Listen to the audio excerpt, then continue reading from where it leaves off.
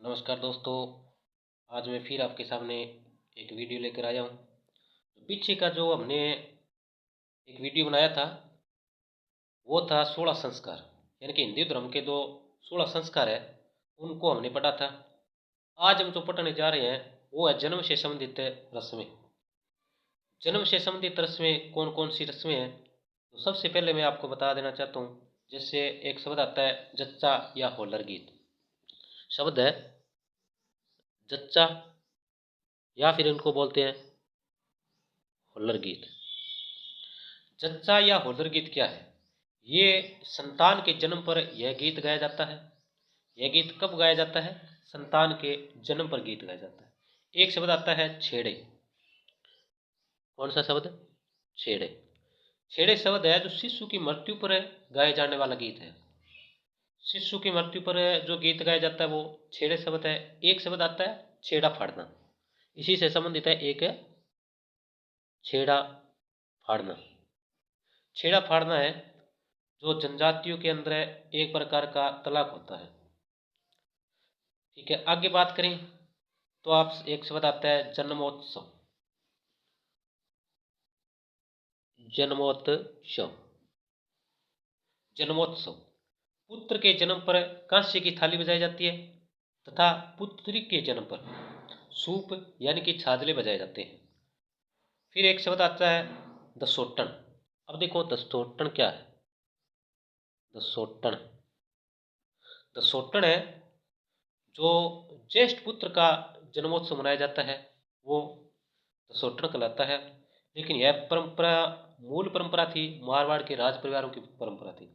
हालांकि वर्तमान समय में ऐसा नहीं है, हर परिवार हर सदस्य के अंदर जन्मोत्सव मनाया जाने लगा है।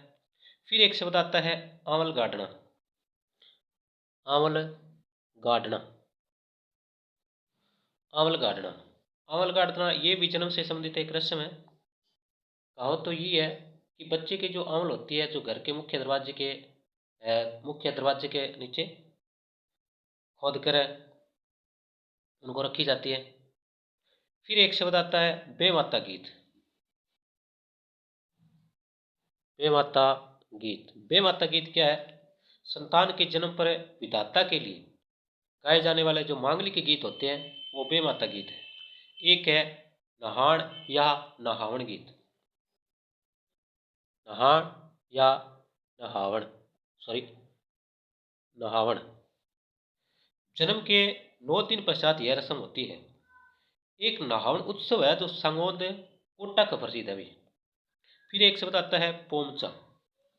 कौन सा शब्द है? पोमचा। पोमचा। पोमचा शब्द प्रसूता महिला द्वारा नहाण के अवसर पर ओढ़ा जाने वाला वस्त्र है जो पोमचा कहलाता है। पुत्र के जन्म पर पीला पोमचा तथा पुत्री के जन्म पर गुलाबी पोमचा ओढ़ा जाता है। ठीक है, पोमचा आपको समझ में आ गया है कि पोमचा है जो प्रसूता महिला द्वारा नहाण के अवसर पर ओढ़ा जाने वाला एक वस्त्र है। जो पुत्र के जन्म पर तो पीला पोमचा और पुत्री के जन्म पर गुलाबी पोमचा ओढ़ा जाता है। पीला पोमचा है पीला पीला पोमचा। पीला पोमचा वंशवृद्धि का प्रतीक माना जाता है। फिर आता है एक शब्द आता है जलवा पूजन, पनघट पूजन या कुआ पूजन। ये तीनों एक ही नाम है। जलवा पूजन, पनघट पूजन या कुआ पूजन। ये संतान के जन्म के 21 दिन बाद यानी कि पुत्र के जन्म के 21 दिन बाद या फिर 100 महीने पश्चात यह रस्में होती है। हालांकि वर्तमान समय में जरूरी नहीं है कि लड़के के होने पर भी जन्मोत्सव मनाया जाता है, वनघट पूजन मनाया जाता है। लेकिन वर्तमान समय में लड़कियों का भी जलवा पूजन किया जाने लगा है। सुहावड़ या फिर सुहाड़।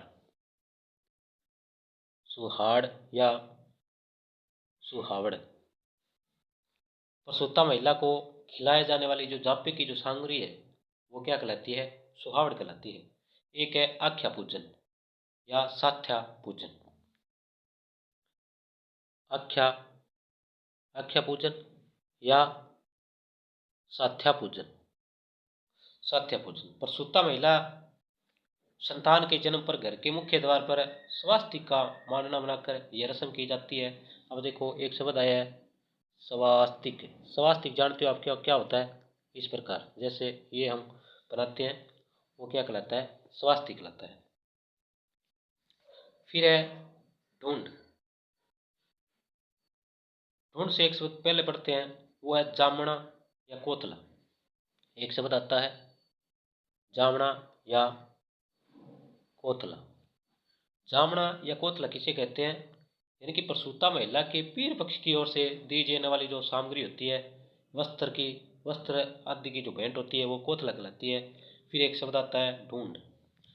ढूंढ शब्द बहुत बार पूछा जा चुका है कि ढूंढ क्या है। ढूंढ संतान के जन्म पर प्रथम होली पर मनाया जाने वाला उत्सव है। यानी कि प्रथम होली पर मनाए जाने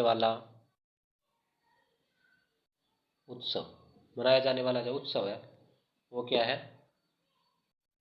ढूंढ कहलाता है। तो ये थे दोस्तों विवाह से जन्म से संबंधित रस्में।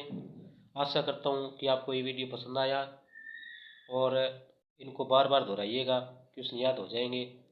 और फिर हम एक नए टॉपिक के साथ मिलेंगे। तब तक थैंक यू, शुक्रिया, धन्यवाद।